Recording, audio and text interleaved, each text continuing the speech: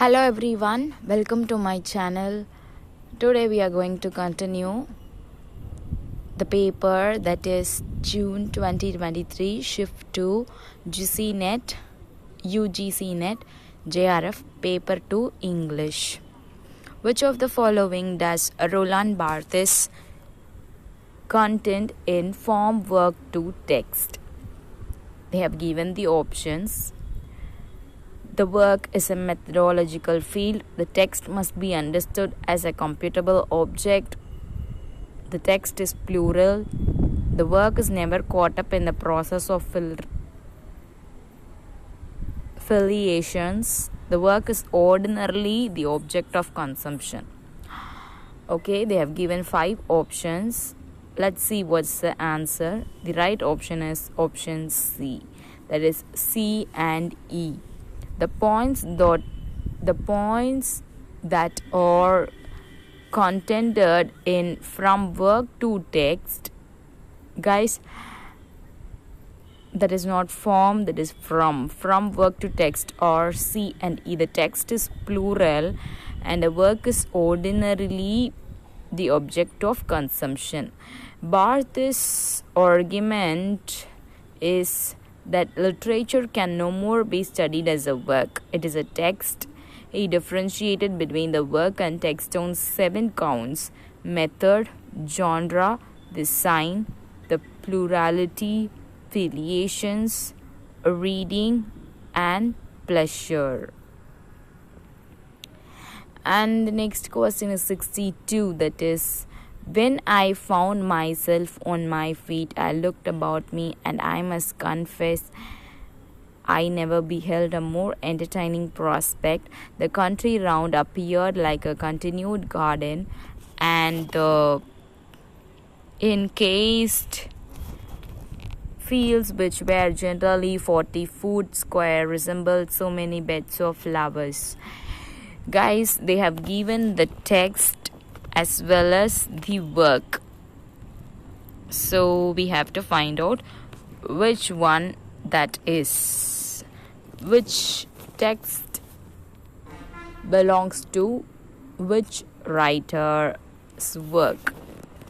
We have to identify. Let's see the answer. The right option is option B. For A, that is 2. So when I found myself on my feet, this text occurs in Gulliver's Travels. And then in the option B, we see that B matches 3. B matches 3. There is likewise another great advantage in my scheme, that it will prevent those voluntary abortions and that horrid practice of women murdering their bastard children. So this text, it belongs to, let us read a modest proposal. Okay, guys, Gulliver's Travels was written by whom? Please write in the comment section. And option C is, for C it is 4. For C, having to no purpose used all peaceable endeavors, it is a tale of a tub. Okay, then sweeping from butcher stalls, dung, guts and blood, it matches a description of a city shower. The next question is, which among the following are correct? The right option is option C. Philip Roth, USA; Shirley Jackson, Australia; Henry James, Canada; Ruskin Bond, India; Alec Coby Ackerman, Australia. So this is among these, option C is right one. That is ADE. Philip Roth, USA, and then Shirley Jackson, American writer,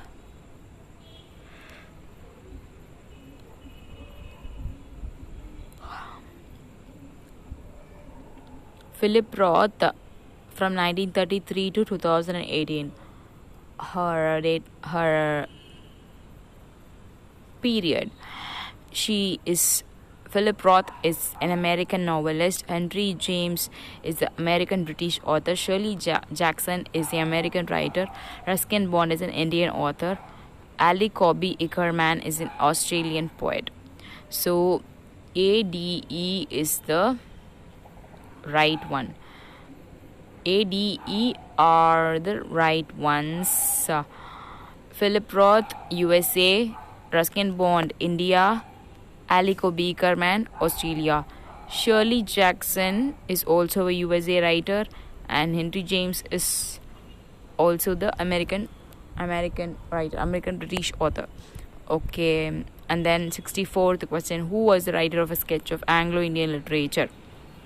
It is by Edward Forley, E.F.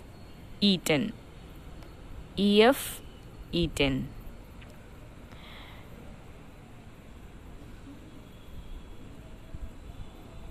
It's a pioneering essay on the subject of Anglo-Indian literature by Edward Fairley Eaton, first published in 1908. Let's remember in our mind, guys. And which famous English poet at an early age, announcing his admiration for D.H. Lawrence, excitedly wrote to his friend, "I have been reading Sons and Lovers and feel ready to die. If Lawrence had been killed after writing that book, he would still be England's greatest novelist." Options: Virginia Woolf, W.H. Auden, Dylan Thomas, Philip Larkin. The right option is option D. Philip Larkin, at an early age, announced his admiration for D.H. Lawrence, excitedly wrote to his friend, "I have been reading Sons and Lovers and feel ready to die." If Lawrence had been killed after writing that book, he'd still be England's greatest novelist.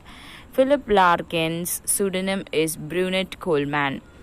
He was an English poet, novelist, and librarian. He was in his childhood when D.H. Lawrence was a prominent writer. He was influenced by D.H. Lawrence's works.